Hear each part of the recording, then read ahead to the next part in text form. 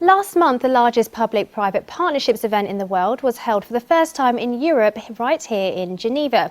I'm delighted to welcome to the studio Geoffrey Hamilton. He's head of the Public-Private Partnerships Programme at the United Nations Economic Commission for Europe. Geoffrey, thank you very much for coming into the studio. Now, to start, as the profile of public-private partnerships is on the rise, perhaps you could briefly explain exactly what constitutes a public-private partnership and in what ways that they can help countries meet their development goals? Well, at its simplest, public-private partnerships are about outsourcing of infrastructure and public services to the private partner. The most important reason for public-private partnerships is because of the importance of infrastructure. By that I mean power, roads, rails, transport.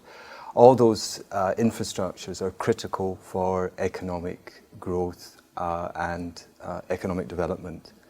And the problem is the public sector doesn't have the necessary resources to meet its infrastructure needs and its growth targets.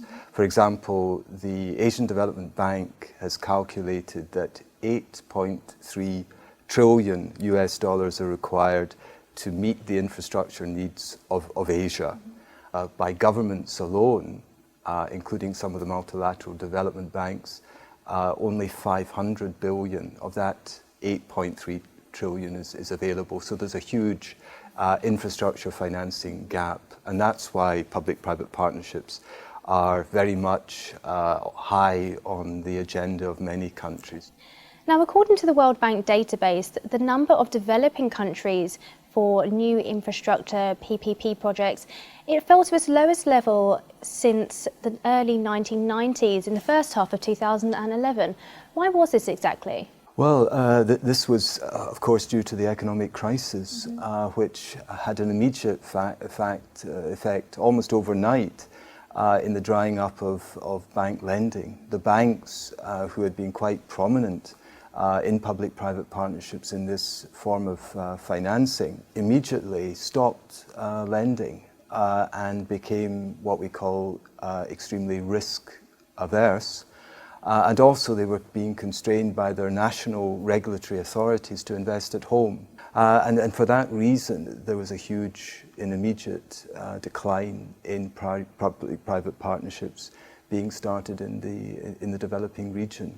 And that is a problem that still is apparent today. One of the key cornerstones of public-private partnerships is long-term finance.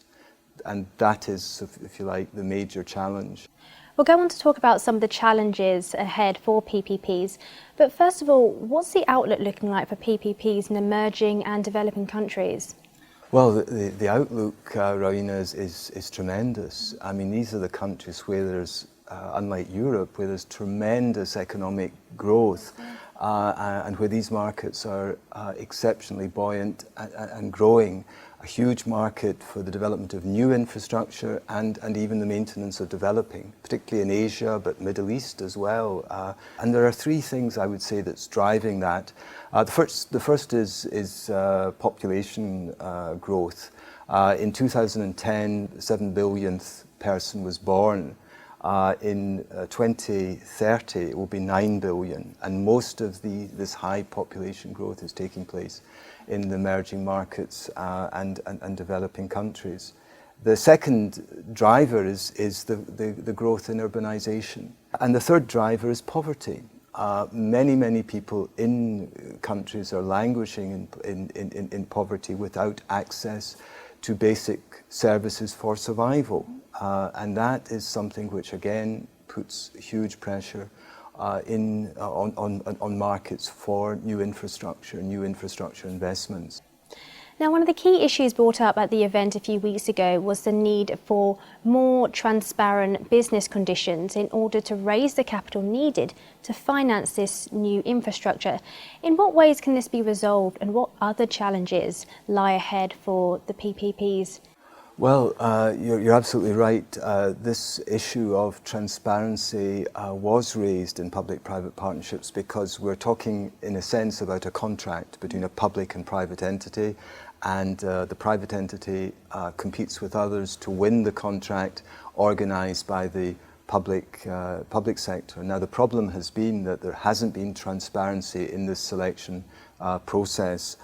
In fact, our commission, the United Nations Economic Commission for Europe, a few years ago produced some guidelines on promoting good governance in public-private partnerships, which had 7 principles on good governance. And one of the principles was creating transparent, open, competitive tenders for PPPs. It's simply that that is the way a country benefits, because it will be the best way of getting the right candidate to undertake the project. The issue is that the governments tend to want their own companies to benefit sometimes from public-private partnerships, so the foreign companies could face certain more impediments. So I think the way to resolve this is somehow to bring the local companies with the international companies, some of whom possess all the assets and financial power and resources that are so critical, the management skills and so on, in partnerships themselves with the local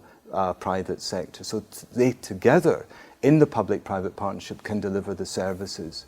And that, if you like, that relationship, I think, is something which government should look at. Geoffrey, thank you very much for coming into the studio. Well, thank you, and thank you very much for giving us the opportunity. So there we have it, Geoffrey Hamilton from UNECE on public-private partnerships. Now, for more interviews just like this one, stay tuned to Dukas Copy TV, but for now, goodbye.